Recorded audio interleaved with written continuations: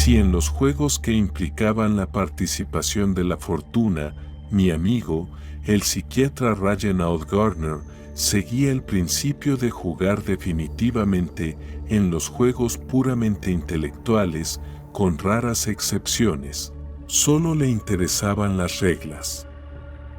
Después de aprender las reglas de un nuevo juego, el doctor perdía rápidamente interés en él. El proceso de juego no lo entusiasmaba mucho.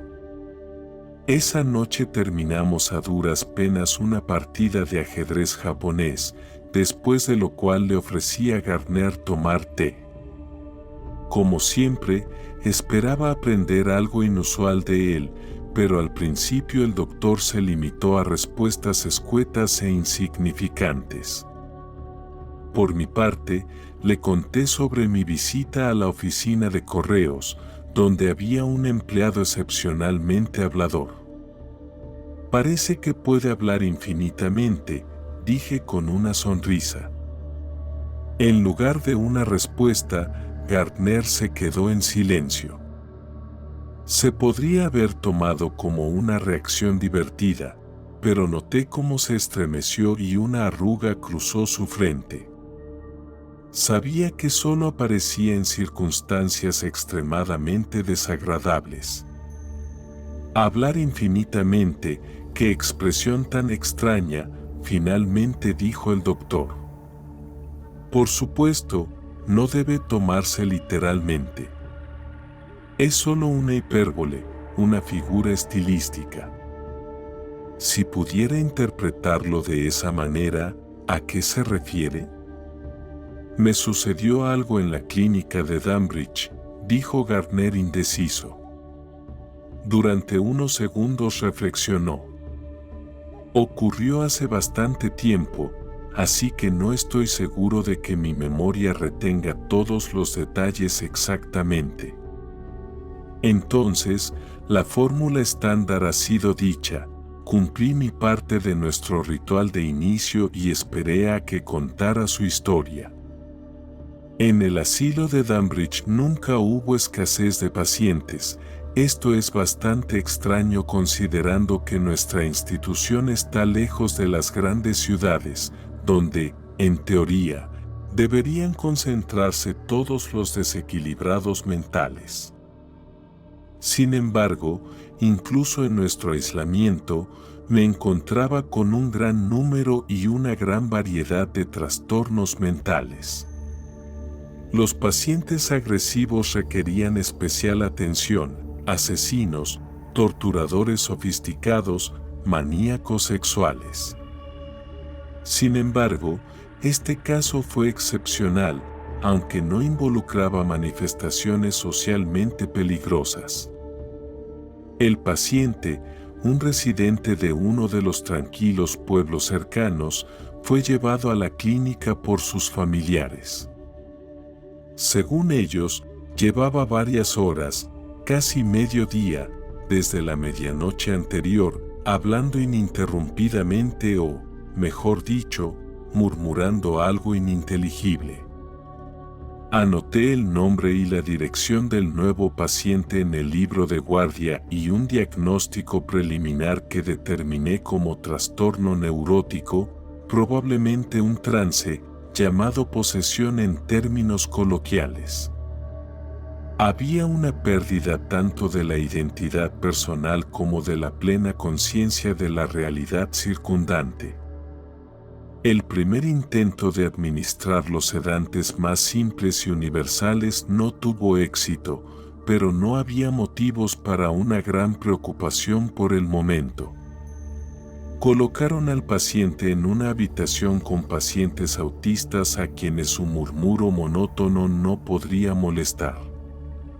Me preguntaba, ¿cuál era la causa del trastorno? No había evidencia de trauma cráneoencefálico ni síndrome postconmoción. Los familiares negaron la posibilidad de drogas. Otras posibles causas requerían un estudio más profundo. Eso es lo que comencé a hacer esa misma tarde. Una conversación más detallada con los familiares del paciente amplió mi comprensión sobre él. Resultó que este hombre estaba interesado en el espiritismo y otras formas de ocultismo. En su expediente médico personal, lo designé como ocultista. La información que obtuve me dio motivos para considerar el caso casi cerrado, expresándolo en términos detectivescos. No tenía dudas de que el psicosis había surgido precisamente a partir de su incontrolable interés en el espiritismo. La ciencia psiquiátrica conoce innumerables casos así. Sin embargo, esta información no tenía un sentido práctico en términos de tratamiento. Pero, hay que admitir, la mayoría de los pacientes del asilo de Danbridge no volvían a un estado normal. Nuestras habilidades y esfuerzos solo eran suficientes para controlar y mantener a los psicópatas más rebeldes y preparar a los familiares de los demás pacientes para el cuidado en el hogar. Tenía la esperanza de que el ataque disminuiría tarde o temprano debido a la reacción defensiva del cuerpo. Después de todo, tenía que recibir agua y comida. Si eso no sucedía, tendría que experimentar con medicamentos más radicales. A la mañana siguiente, cuando llegué a la clínica, me recibió una enfermera de guardia preocupada. Informó que el nuevo paciente seguía hablando sin parar, ya llevaba más de un día. Lo que la sorprendió especialmente fue que no mostraba signos de cansancio. Esto ya no era simplemente extraño, y por primera vez sentí un escalofrío de miedo. El primero en una larga cadena. Al cabo de 2 días desde el inicio del episodio, ya no consideraba que este término fuera aplicable aquí. El estado del paciente no cambió. Ahora, lo que llamaba la atención no era tanto el hecho de que pronunciara palabras ininteligibles con una regularidad comparable al mejor metrónomo. Podríamos decir que ya nos habíamos acostumbrado a eso. Lo impactante era que, a pesar de un periodo tan prolongado sin agua ni comida, físicamente se veía bastante saludable. Uno de mis colegas incluso observó que al paciente no le crecía la barba en absoluto. Yendo un poco más adelante, diré que lo que más nos sorprendió de este paciente fue la detención efectiva de la mayoría de las funciones vitales. Además de no beber ni comer, no le crecían cabello ni uñas y no mostraba ninguna reacción natural a los estímulos externos. El metabolismo, al parecer, se había detenido. Lo único que no se detenía era el espeluznante murmullo que oprimía e intimidaba a todos los que estaban a su alrededor. Sorprendentemente, incluso a los autistas más desesperados. Después de un par de semanas, nadie, excepto yo, quería lidiar con él. Trasladaron al paciente a un pequeño trastero en el ático, donde solo yo y uno de los auxiliares, un adicto empedernido a los opioides, íbamos a chequearlo. Es triste hablar de la presencia de personas de este tipo en nuestra clínica, pero al parecer son necesarios para casos especiales. No sé, aunque tengo una idea, cómo el asistente sanitario toleraba estas visitas, pero se me ocurrió usar tapones para los oídos que hice con trozos de algodón impregnados en cera. Eso ayudaba, al menos por un tiempo. Pronto, el paciente peculiar fue olvidado casi por completo o, al menos, preferimos no hablar de él. Excepto uno de mis colegas que había servido en la India en algún momento, mencionó que había visto muchas maravillas similares en ese país. No pude más que estar de acuerdo con su conclusión, nuestras concepciones sobre las capacidades de la mente y el cuerpo humano necesitan una revisión seria. Pero aún manteníamos la opinión de que este asunto incomprensible tenía una explicación potencial en algún factor natural aún desconocido. Con el tiempo, ya no estaba tan seguro.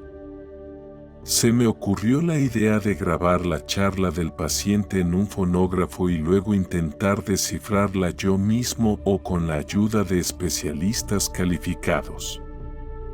Pedí prestado un fonógrafo a uno de mis colegas, quien también me enseñó a usarlo, y compré varios discos en una tienda. Al principio, el proceso de grabación parecía estar yendo bien, pero luego vi con asombro cómo el fonógrafo comenzó a temblar y el disco comenzó a derretirse. En cuestión de segundos, el disco de 7 pulgadas se convirtió en un montón informe de resina que luego comenzó a descomponerse en gotas incandescentes, quemando la carcasa del fonógrafo. Me impresionó profundamente la repulsiva y antinatural naturaleza de lo que estaba sucediendo. Por supuesto, tuve que compensar a mi colega por el costoso gramófono estropeado y, al mismo tiempo, escuchar las habituales recriminaciones en tales situaciones. Pero no me afectó en absoluto. Sería absurdo preocuparse por cosas tan triviales en comparación con los verdaderamente extraordinarios eventos que estaban ocurriendo. Después de fracasar con la grabación acústica del sonido, decidí recurrir a un método más simple, aunque claramente menos indicativo en términos de los resultados obtenidos: transcribir el discurso del ocultista en letras.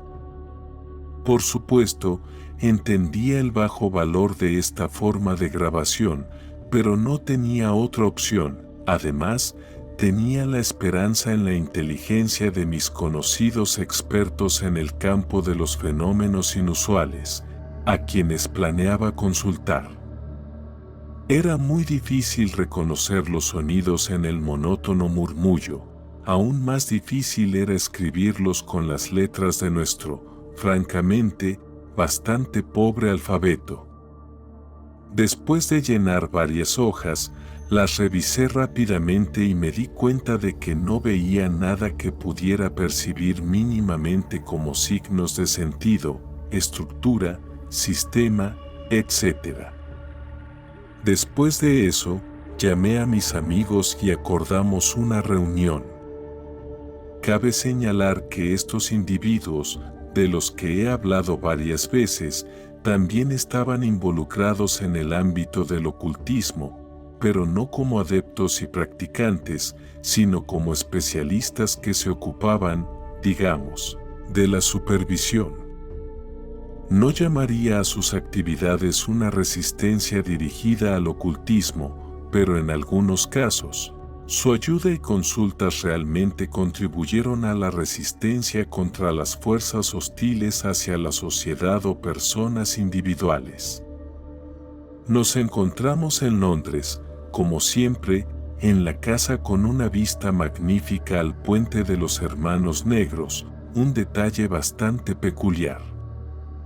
Le proporcioné todos los detalles desagradables del incidente en el asilo de Danbridge y le ofrecí revisar mi torpe transcripción. Se inició una discusión en la que nuestro consejo consideraba varias opciones para descifrar el texto, suponiendo, por supuesto, que este texto realmente tenía algún sentido, algo de lo que ninguno de nosotros estaba seguro. Perdí rápidamente el hilo de la discusión, sentía fatiga y desilusión, no entendía a mis interlocutores y, en general, caí en la desesperación. Fui sacado de ella por la llegada tardía de uno de los expertos más respetados, a quien bromeábamos llamándolo el anciano. Era un verdadero amante de los libros, que había dedicado toda su vida consciente a pasar tiempo en bibliotecas, incluidos los archivos de grimorios inaccesibles al público, en Londres, París, Berlín, San Petersburgo, Washington y otras metrópolis del mundo. Examinó la grabación a través de su antiguo anteojos y luego dijo tranquilamente que no era necesario descifrarlo. ¿Por qué?, exclamamos. ¿Ya has encontrado la solución al texto? Sobre este asunto, les responderé, mis amigos, con un sabio dicho de Confucio: es difícil buscar un gato negro en una habitación oscura, especialmente si no está allí. No hay ningún gato, es decir, sentido, en el texto. Es simplemente una combinación caótica de letras, y el habla de su paciente, Gardner, es una combinación caótica de sonidos. No sabía si alegrarme o entristecerme. Si no hay sentido en el discurso, entonces estamos tratando solo con un trastorno mental, aunque en una forma hipertrofiada extremadamente caprichosa. ¿Y qué hay del gramófono?, preguntó uno de los participantes después de unos minutos de reflexión en silencio. ¿Una influencia enfocada de radiación electromagnética en un cuerpo estimulado y aumentado de alguna manera? Su hipótesis es bastante razonable, estuvo de acuerdo el anciano. También puede haber presencia de energía de otra naturaleza y de origen extranjero. Pero no considero el episodio del gramófono como algo importante. Tengan un poco de paciencia, caballeros, y trataré de presentarles algo más significativo sobre esta historia, que ciertamente es notable. Así que, el texto en sí mismo es sin sentido, pero el trasfondo de la tragedia que ocurrió me resulta clara. Es clara gracias a las descripciones de varios casos similares en una literatura bastante estrecha y poco conocida. Por los esfuerzos de varias personas influyentes, ninguno de estos casos fue ampliamente divulgado. Dr. Gardner, ¿podría precisar en qué preguntas ocultistas específicas estaba interesado este individuo? Recuerdo que sus parientes mencionaron de pasada su interés en el tema de la prolongación de la vida hasta la infinitud. Nuestro destacado experto asintió en señal de que esperaba precisamente esa respuesta. Después de la derrota en la famosa batalla de Jetín, el templario Berengario von Lutz quedó prisionero de los sarracenos y posteriormente recorrió los países situados en las profundidades densas de Asia. Allí se familiarizó con las prohibidas artes mágicas de las antiguas épocas y civilizaciones, cuya existencia nuestra historiografía oficial, por supuesto, no reconoce, o más bien, las reconoce solo como mitos.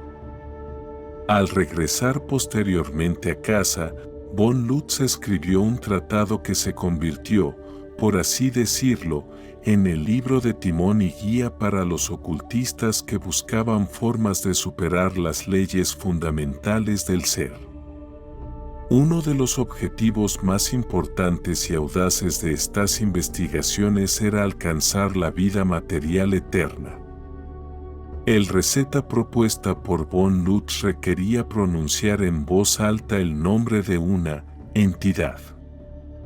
Para hacer esto, era necesario leer una fórmula mágica que iniciaba un proceso especial dentro de la conciencia humana. Se podía definir como la dictación de este nombre por parte de alguna fuerza ajena, o más bien, ultraterrena, con la cual se establecía una conexión mental fuerte, inquebrantable. Estoy seguro, Dr. Gardner, de que su paciente no tenía un conocimiento profundo en el campo del ocultismo. Esto lo llevó a un fatal error. Porque si sus conocimientos fueran más profundos, se habría abstenido de cometer un acto tan temerario. El asunto es que el método de von Lutz es una trampa monstruosa. Aquel cuyo nombre se debe pronunciar, conocido por verdaderos expertos, que no suelen compartir ampliamente su conocimiento, es conocido como el sin nombre, o lo inefable, o lo inexpresable. Los apenas perceptibles indicios en algunos textos herméticos lo relacionan con un lugar aislado y frío en algún cúmulo estelar en las Pléyades, así como con la Luna.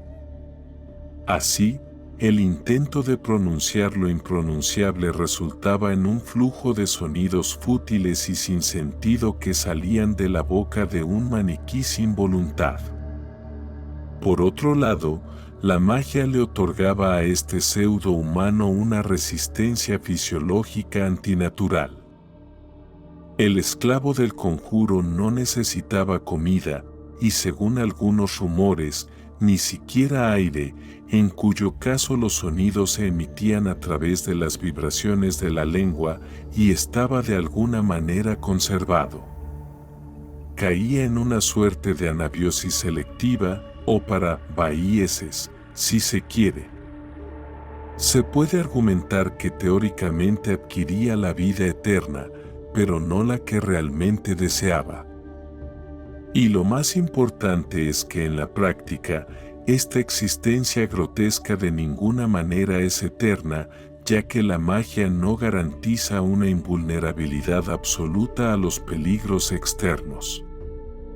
Temo que el relato le haya parecido demasiado breve y quiera saber más.